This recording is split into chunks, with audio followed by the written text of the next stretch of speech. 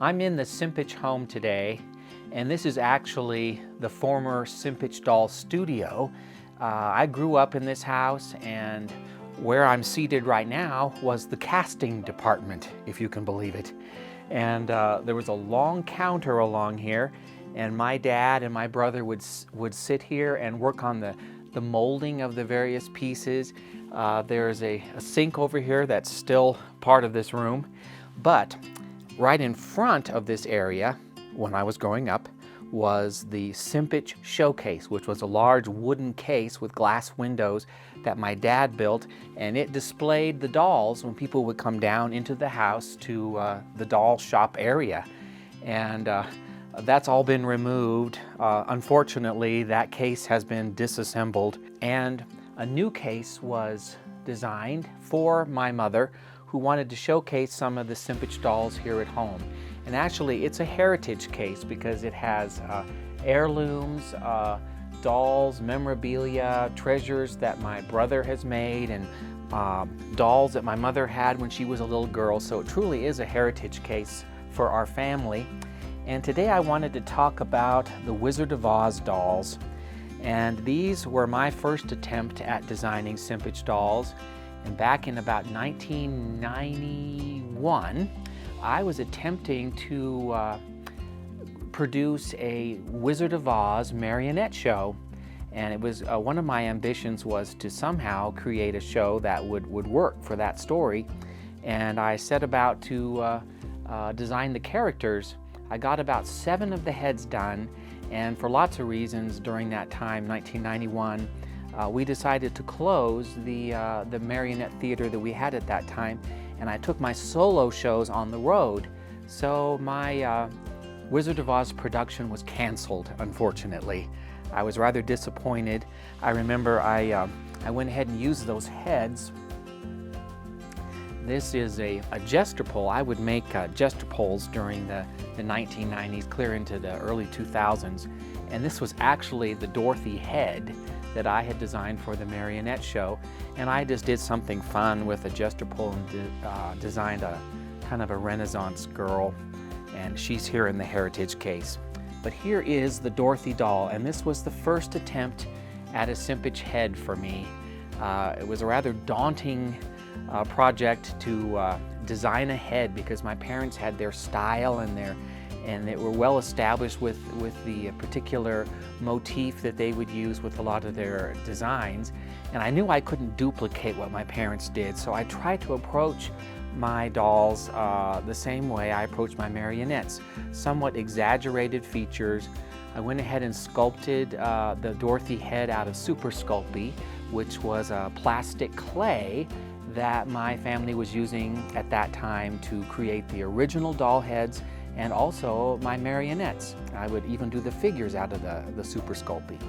So I designed her head, took it to my parents, and they go, "We've got to do this." They were very excited and really encouraged that I was maybe going to, at that point, maybe carry on the tradition of the dolls. So I went ahead and sculpted her hands, and I sculpted the Toto, and then worked on the shoes. Notice that they're silver slippers. So I have a Wizard of Oz book here in the showcase that displays Dorothy's shoes as silver, and that is from the original L. Frank Baum novel. And at that time, we just knew we couldn't do the ruby slippers because actually they're under copyright with MGM, or they certainly were in 1995 when I designed the Dorothy doll. So we went with the silver slippers, which are from the original novel, and I also sculpted a yellow brick road base with the O and the Z, and got this doll off the ground with my pieces that I sculpted.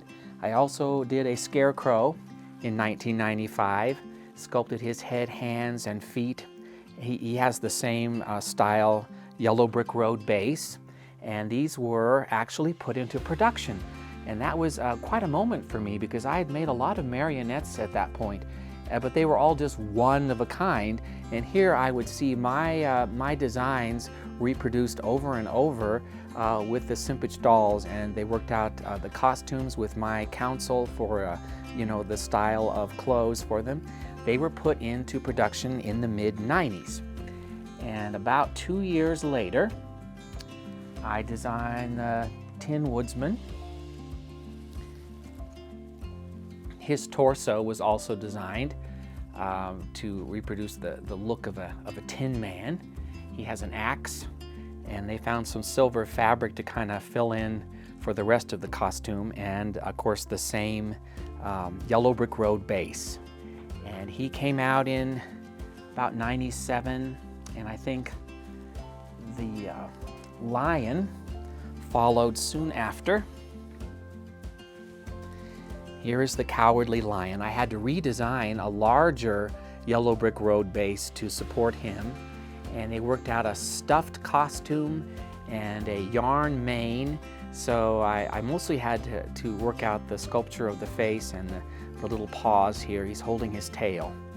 So after 97, these pieces continued to be produced in the Simpich Doll Workshop through, well, I think until about the time that the business was closed in 2005. Very limited numbers. I unfortunately and fortunately designed a set that was not maybe the easiest to produce and put into production. So they did it in limited numbers, but it was an exciting thing for me to introduce these Oz pieces. It has always been a story I loved. As I said, I wanted to do a marionette show of the Wizard of Oz, so this had to suffice, and it was a good compromise for me, because as I began to perform my one-man shows exclusively, I pretty much knew the Wizard of Oz was not going to work as a one-man solo show. So we have the Simpich dolls.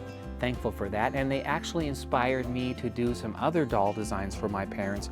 I did several Santa sculptures.